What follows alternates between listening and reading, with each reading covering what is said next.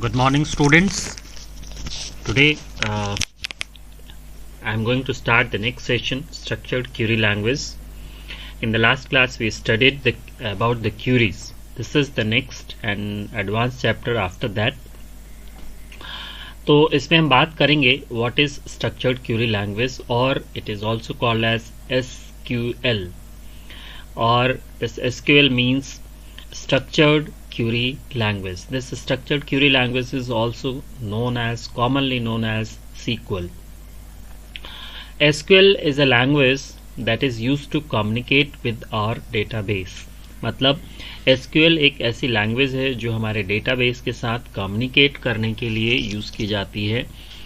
That the main role of this SQL is to extract, to retrieve, to fetch the data from the database. मतलब कि जब भी हमारा database बन जाता है तो उस डेटाबेस से वैल्यू को रिट्रीव करने के लिए, फेच करने के लिए, या उस डेटाबेस में कुछ भी चेंजेस, मैनिपुलेशन करने के लिए हम यूज करते हैं SQL लैंग्वेज को. तो SQL is we can say one of the component of our RDBMS system. The major SQL languages are, that is Oracle, Sybase, Microsoft SQL Server, Access and Ingress and etc. जब हम SQL की बात करते हैं तो SQL is classified into 3 different categories. That is, and this categorization is based on the type of commands used in SQL. The first category of SQL, that means the first type of SQL command or statement is DDL, Data Definition Language. तो DDL के अंदर वो commands होती हैं जो database को create, alter and drop means delete करने के लिए यूज की जाती है. दूसरा DDL के अंदर आता है granting and revoking the permissions, और तीसरा मेंटेनेंस कमांड. तो इन तीनों कमांड्स के हम एग्जांपल्स देखेंगे वन बाय वन करके. Second category is DML, data manipulation language. इसके नाम से ही पता चल रहा है, मैनिपुलेशन का मतलब होता है डेटा में कुछ चेंजेस करना, मैनिपुलेट करना. तो the commands in this category are retrieval command. Retrieval मतलब सेलेक्ट करना किसी भी चीज़ को, इंसर्ट करना, डिलीट करना, डेटा को मॉडिफाई करना. तो these categories of command is come under this DML. The third category is TCL, transaction control language. इसके नाम से पता चल रहा है कि SQL के अंदर जब हम या अपने डेटाबेस पे किसी भी तरह का ट्रांजैक्शन करते हैं, जैसे बैंक से रिलेटेड कोई भी वैल्यू है, तो बैंक से जब हम अपने अकाउंट से मनी विड्रॉ करते हैं या डिपॉजिट करते हैं, that is type of transaction. तो that transaction happens with the database and that transaction command is written और executed in using SQL language or SQL command. तो such transactions are controlled by TCL commands. तो making changes, इसके अंदर कौन से commands आ सकते हैं? making changes to database permanent, undoing changes to database permanent मतलब changes हो गए उसको revert करना, ठीक है, या revoke करना changes को, creating save points and setting properties for different transactions. इन तीनों कमांड्स में हमें दो ही कैटेगरीज पढ़ना है, DDL एंड DML. मैं फिर से बता दूं, DML is a command that is allowed to create, alter and drop, granting and revoking privileges and maintenance command. ये आपको याद रखना है कि कौन से कैटेगरी में कौन से कमांड्स आते हैं. And this chapter is very much important for your board exam, because this chapter will contain 8 marks in the board exam. 8 marks के क्वेश्चन होंगे इस टेबल, इस चैप्टर से. तो आपको केयरफुली इस चैप्टर को पढ़ना है। अब हम बात करते हैं क्रिएटिंग टेबल यूजिंग एसक्यूएल। अभी तक आपने दो तरह से टेबल को क्रिएट करना सीखा है। सबसे पहला था using wizard and using design view. Now we are studying that creating table using SQL command. तो देखिए, क्रिएट कमांड है तो ऑब्वियसली ये डीडीएल कमांड की कैटेगरी में आता है, यानी कि this create command is a type of DDL command. तो देखिए, क्रिएट कमांड हम कैसे यूज करेंगे, सी द सिंटैक्स। इसका आप कैटेगरी, इसका आप एग्जांपल देखिए। हम लिखेंगे create table is a command. उसके बाद हम लिखेंगे टेबल नेम, उसके बाद ब्रैकेट स्टार्ट होगा, उसके बाद हम देंगे कॉलम नेम, टेबल का कौन सा कॉलम होगा, उस कॉलम का डेटा टाइप और साइज अगर है तो, कॉमा, उसके बाद सेकंड कॉलम, डेटा टाइप और साइज। तो स्टूडेंट्स, आज के प्रैक्टिकल के लिए मैं यूज कर रहा हूं माइक्रोसॉफ्ट का MySQL command, MySQL software. This is not of Microsoft का SQL सर्वर है, and I am using MySQL, that is open source software. Because कि जो बेस के अंदर क्यूरी बनाने का जो सिस्टम है, दैट हैज सर्टेन रिस्ट्रिक्शन। तो इस रिस्ट्रिक्शन की वजह से मैं बेस का जो SQL सिस्टम है, मैं इसको यूज़ नहीं करते हुए मैं यूज़ कर रहा हूँ MySQL। तो मैंने अपने लैपटॉप में इंस्टॉल किया है। तो इसको आप स्टार्ट कैसे करेंगे, स्टार्ट में जाएंगे और यहाँ पे आपको मिलेगा MySQL। This is MySQL। यहाँ पे आपको यूज़ करना है MySQL कमांड लाइन। आप इसका सॉफ्टवेयर डाउनलोड कर सकते हैं, इंटरनेट पे अवेलेबल है। तो जैसे आप इसको ओपन करेंगे, it will ask for a password, just press the enter की और आपको ऐसे MySQL लिखा हुआ यहाँ पे मिलेगा। तो इस MySQL के अंदर स्टार्ट करने से पहले आपको सबसे पहले बनाना होगा अपना डेटाबेस। तो मैं डेटाबेस बनाता हूँ। डेटाबेस बनाने के लिए हम कमांड लिखेंगे क्रिएट डेटाबेस और डेटाबेस का नाम, जैसे मान लीजिए मैं दे रहा हूँ स्टूडेंट और सेमीकोलन। तो अगर ये कमांड सही है तो यहाँ पे मैसेज आएगा क्यूरी ओके, और अगर ये कमांड गलत है तो यहाँ पे एरर मैसेज आएगा।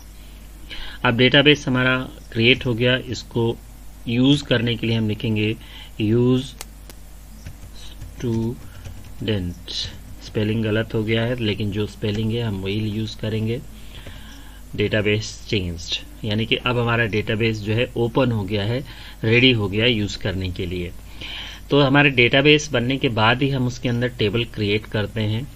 तो टेबल क्रिएट करने के लिए हम लिखेंगे क्रिएट टेबल, ये कमांड है, और इसके आगे हम देंगे टेबल का नाम। तो जैसे मैं दे रहा हूँ स्टूडेंट और ब्रैकेट और रोल नंबर, इसका डेटा टाइप में दे रहा हूँ इंट मतलब integer is a type of numeric data type. इसके बाद मैं दे रहा हूँ नेम का डेटा टाइप में दे रहा हूँ कैर, और इसका साइज दे रहा हूँ 20। इसका मतलब ये हुआ कि it can store maximum 20 characters. इसके बाद मैं दे रहा हूँ क्लास का भी डेटा टाइप मान लो मैं दे रहा हूँ कैर, और इसका साइज में दे रहा हूँ 5। उसके बाद ये ब्रैकेट यहाँ से स्टार्ट हुआ था, इस ब्रैकेट को यहाँ पे मैंने क्लोज कर दिया। 3 ही कॉलम ले रहा हूँ मैं, roll number, name and class, और लास्ट में सेमीकोलन। एंटर करेंगे, क्यूरी ओके, और इसका मतलब कि हमारा टेबल क्रिएट हो गया है। ठीक है, तो आपको कमांड ध्यान में रखना है।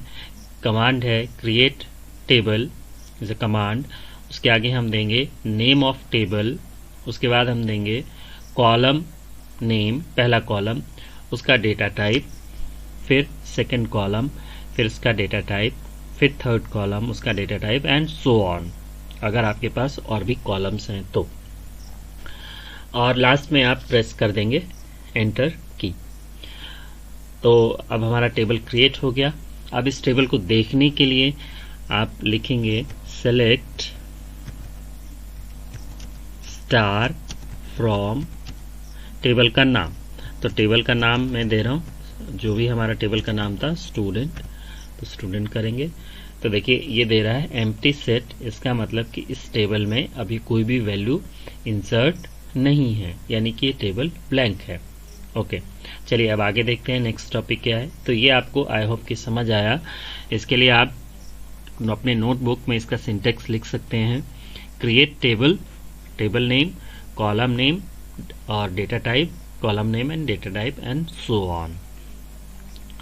ठीक है, ये एक एग्जांपल दिया हुआ है जो मैंने ऑलरेडी आपको करके दिखा दिया। डेटा टाइप आप यहाँ पे देख सकते हैं, इंट यूज करेंगे, decimal, char, varchar, date and date time. ठीक, अब आगे चलते हैं। जो हमारा नेक्स्ट टॉपिक है जो इम्पोर्टेंट है, inserting data into table.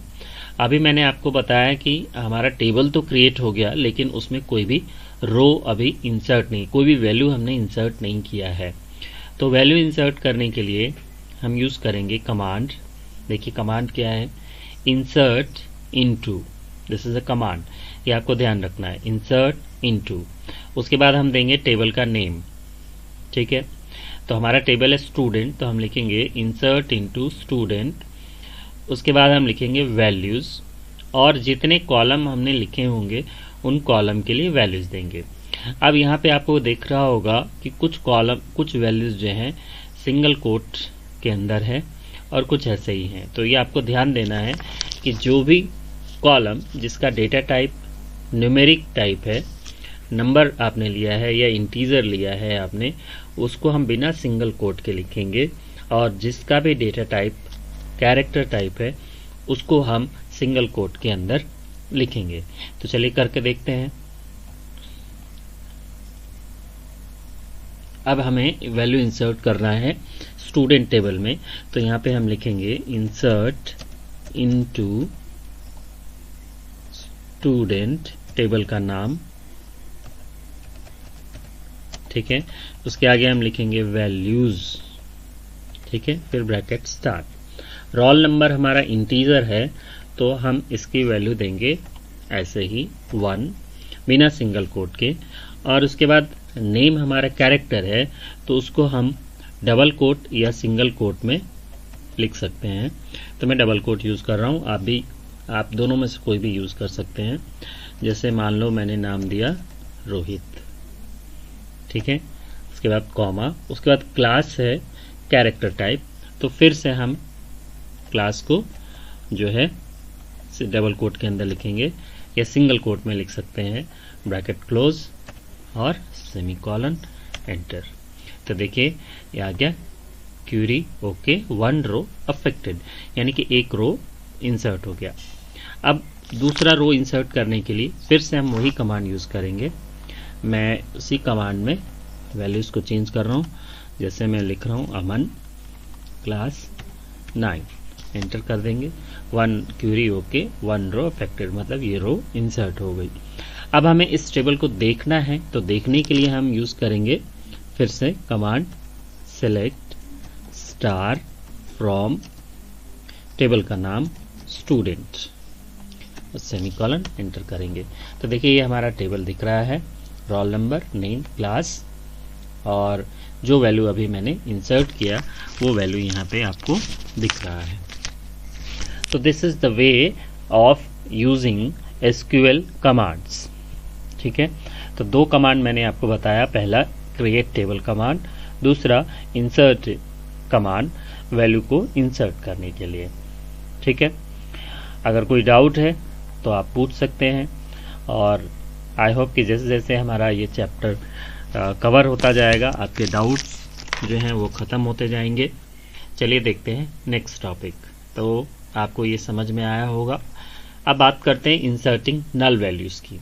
Inserting नल वैल्यूज़ का मतलब होता है कि अगर मान लीजिए किसी भी कॉलम की वैल्यू आपको पता नहीं है, तो आप वहाँ पे नल लिख सकते हैं।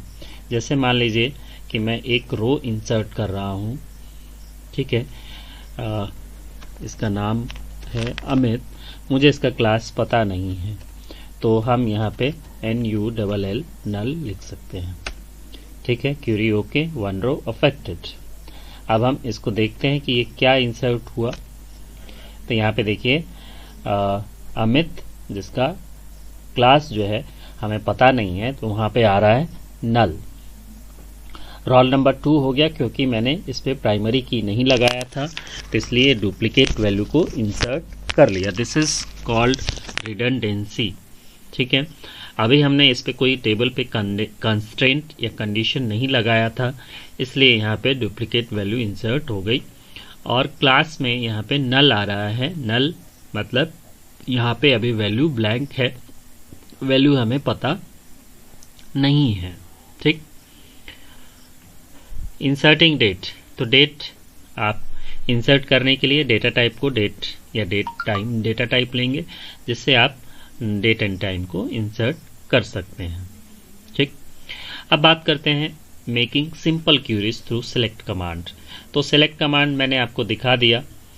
सेलेक्ट कमांड जो है वो है हमारा DML टाइप का, DML का एक एग्जांपल है, डेटा मैनिपुलेशन लैंग्वेज टाइप का DDL की जो कैटेगरी है, सेलेक्ट कमांड उस तरह से यूज़ कर सकते हैं, उसमें यूज़ होता है।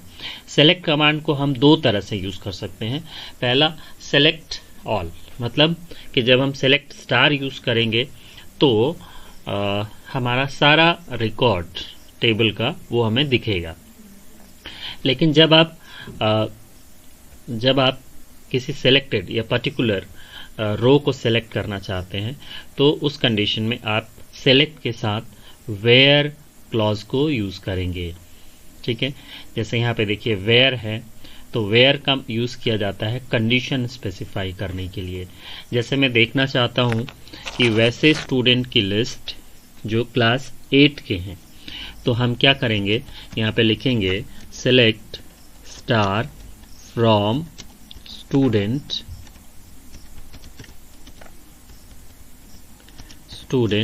वेयर। अब वेयर जब मैं यूज़ करूँगा तो यहाँ पे हम कंडीशन दे सकते हैं। तो हमारी कंडीशन क्या है, कंडीशन है जिसकी क्लास 8 है, ठीक है।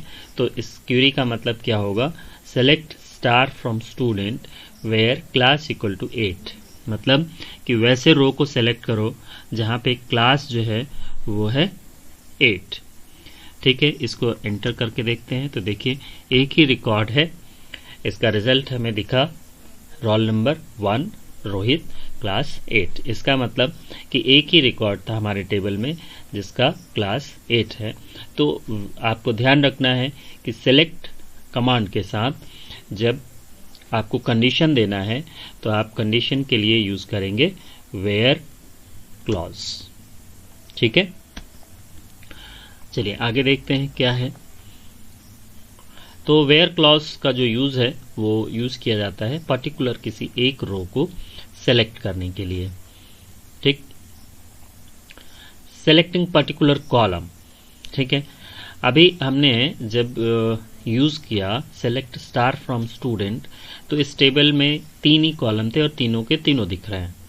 अब सपोज मुझे देखना है सिर्फ नेम और क्लास, मुझे रोल नंबर नहीं देखना है, तो हम कॉलम को स्पेसिफाई कर सकते हैं कि यही कॉलम जो है वो दोनों दिखने चाहिए, बाकी कॉलम जो है वो नहीं दिखना चाहिए, मुझे रोल नंबर वाला कॉलम नहीं देखना है। तो हम लिखेंगे सेलेक्ट, और यहाँ पे सेलेक्ट के साथ हम स्पेसिफाई कर देंगे कॉलम नेम, जैसे मैं लिख रहा हूँ सेलेक्ट नेम कॉमा क्लास, ठीक। फ्रॉम टेबल का नाम, फ्रॉम टेबल का नाम है स्टूडेंट, तो स्टूडेंट दे देंगे। तो देखिए 2 ही कॉलम हमें दिख रहा है, नेम और क्लास। तो ये आपको ध्यान रखना है कि जब भी आप पर्टिकुलर किसी कॉलम को देखना चाहते हैं तो आप उस कॉलम के नेम को स्पेसिफाई कर देंगे क्वेरी में, तो वही स्पेसिफाइड कॉलम जो है सिर्फ वही दिखेंगे, बाकी सारे कॉलम हाइड हो जाएंगे। चलिए नेक्स्ट है eliminating redundant data with distinct keyword. तो सबसे पहले जानिए डिस्टिंक्ट कीवर्ड होता क्या है। अगर किसी टेबल में रिपीटेड या रिडंडेंट वैल्यूज हैं तो उन रिडंडेंट वैल्यूज को हटाने के लिए या रिडंडेंट या डुप्लीकेट रो हमें नहीं दिखे, वो उसके लिए हम यूज़ करते हैं डिस्टिंक्ट कीवर्ड। जैसे मान लीजिए कि एक टेबल है एम्प्लॉय, या जैसे हमारा ही टेबल है स्टूडेंट, उसमें क्लास है 8।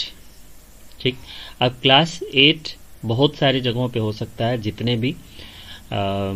जितने भी स्टूडेंट होंगे, जैसे 50 स्टूडेंट है तो 50 प्लेसेस पे क्लास 8 ये हमें दिखेगा, हो सकता है। तो अगर मान लीजिए मुझे देखना है कि डिस्टिंक्ट कि क्लास 8 एक ही बार आए हमारे रिजल्ट में, तो हम वहाँ पे यूज़ करेंगे डिस्टिंक्ट कीवर्ड। तो इसके लिए यूज़ करेंगे हम कैसे, सेलेक्ट, देखिए जैसे एग्जांपल है सेलेक्ट डिस्टिंक्ट फ्रॉम, अब यहाँ पे हम क्या दे सकते हैं, select distinct class from student. तो देखिए इसको हम ऐसे लिख सकते हैं, select distinct class from student, semicolon. तो दो ही क्लास हमें दिखेगा, क्लास 8 और क्लास 9। अगर मैं कुछ और रिकॉर्ड्स इंसर्ट कर देता हूँ क्लास 8 के, तो देखिए जैसे या मैं क्लास 9 का ही इंसर्ट कर देता हूँ, क्लास 3, रोल नंबर 3, ओमन 9। ठीक है, मैं फिर से एक और इंसर्ट कर देता हूँ। तो अब आप देखिए कि इसमें क्लास 9 के 3 स्टूडेंट हैं। ठीक, अब जब हम सेलेक्ट डिस्टिंक्ट देखेंगे तो हमें क्या दिख रहा है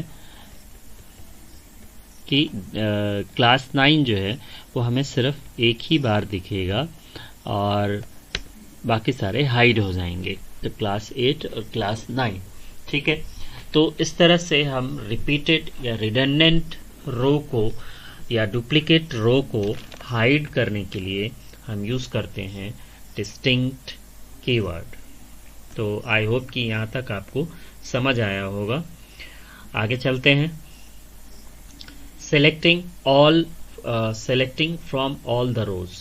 तो यहाँ पे हम यूज़ कर रहे हैं ऑल का मतलब होता है कि ये डिस्टिंक्ट का उल्टा काम करेगा, मतलब कि जब हमें सारे या डिस्टिंक्ट रिपीटेड रो को भी देखना है तो हम यूज़ करेंगे ऑल। ठीक है, तो देखिए जैसे डिस्टिंक्ट की जगह मैं यहाँ पे लिख देता हूँ ऑल। तो देखिए क्या आता है result, select all class from student. तो देखिए जितने भी क्लासेस थे 8, 9, नल, 9 और 9, इसका मतलब ये हो रहा है कि रिपीटेड रो जो रिडंडेंट रो है उसकी वैल्यूज भी हमें दिख रही है। तो डिस्टिंक्ट का मतलब हो गया कि हाइडिंग द रिपीटेड और रिडंडेंट रो, और ऑल का मतलब हो गया डिस्प्लेइंग और सेलेक्टिंग ऑल रोज इंक्लूडिंग रिडंडेंट। ठीक है, now next is viewing the structure of table. Viewing the structure of table, इसका मतलब कि टेबल का स्ट्रक्चर देखना। अब जैसे मान लीजिए टेबल आपने क्रिएट कर दिया, टेबल क्रिएट करने के टाइम पे आपने टेबल के कॉलम के साथ डेटा टाइप भी दिया था। अब आपको बाद में याद नहीं है कि हमने किस कॉलम का क्या डेटा टाइप दिया था, तो उस टेबल का डेटा टाइप, उस कॉलम का डेटा टाइप देखने के लिए हम यूज करेंगे डिस्क्राइब कमांड या DESC कमांड। तो DESC और describe command is used to view the structure of table. तो देखिए यहाँ पे मैं लिख रहा हूँ DESC और टेबल का नाम है हमारा स्टूडेंट। तो ये हमें टेबल का स्ट्रक्चर दिखाएगा। तो देखिए ये हमारा टेबल का स्ट्रक्चर है, field roll number, name and class है, डेटा टाइप यहाँ पे दिया था इंट, कैर और कैर, तो ये हमें डेटा टाइप यहाँ से दिख रहा है। नल में लिखा हुआ है यस, इसका मतलब कि इस कॉलम में हम नल वैल्यू अलाउ कर रहे हैं, यानी कि किसी कॉलम की वैल्यू को हम खाली छोड़ सकते हैं। किसी भी तरह का कोई की नहीं लगा, ना तो प्राइमरी की है, ना ही फॉरेन की है, ना यूनिक है, कोई भी की नहीं लगा हुआ है। डिफ़ॉल्ट नल है, इसका मतलब कि इसमें नल वैल्यू इंसर्ट हो सकती है। तो we can say this is the structure of our table. ठीक है, अब इस स्ट्रक्चर को हम मॉडिफाई कर सकते हैं यूजिंग अल्टर कमांड, जो हम पढ़ेंगे इसी चैप्टर में। थोड़ा और आगे चलते हैं तो हमें मिलेगा अल्टर कमांड। ठीक है, नेक्स्ट टॉपिक है परफॉर्मिंग सिंपल कैलकुलेशन। अब देखिए, कुछ आपको कैलकुलेशन करना है तो उसके लिए आपको टेबल बनाने की ज़रूरत नहीं है। जैसे मुझे कुछ मल्टीप्लाई करना है तो मैं लिख सकता हूँ, जैसे सेलेक्ट 3 इंटू 5, तो 3 इंटू 5 15। ठीक है, तो इस तरह के कैलकुलेशन, जैसे आपको कुछ एडिशन करना है, आप कुछ काम कर रहे हैं, बीच में आपको कैलकुलेटर की ज़रूरत है, तो आप एसक्यूएल को एज अ कैलकुलेटर भी यूज़ कर सकते हैं और यहाँ पे आप अपना कैलकुलेशन कर सकते हैं। तो इसके लिए आपको सिंपली लिखना है सेलेक्ट और अपना जो भी कैलकुलेशन करना चाहते हैं उस कैलकुलेशन को यहाँ पे लिख दीजिए। तो इस तरह से आपका कैलकुलेशन यहाँ पे परफॉर्म हो जाएगा। तो this is using simple calculation. Next topic है यूजिंग कॉलम एलियास। एलियास क्या है? This is giving a nickname to any column. ठीक है, जैसे मान लीजिए किसी कॉलम का बहुत ही लंबा नाम आपने टेबल में रखा है और आप चाहते हैं कि उसको हम एक किसी शॉर्ट निक नेम से या छोटे नेम से हम उसको रिप्रेजेंट करें, तो उस चीज़ को हम दे सकते हैं यूजिंग एलियास। जैसे यहाँ पे देखिए लिखा है select column name as column alias. ठीक है, मतलब जैसे मान लीजिए कि हमारा कॉलम है आर नंबर, तो select R number as roll number. ठीक है, फ्रॉम टेबल नेम। तो इस तरह से भी हम अपने टेबल को या कॉलम को सेलेक्ट कर सकते हैं। तो इसके लिए देखिए, जैसे मैं लिख रहा हूँ select R number as roll number comma name from student.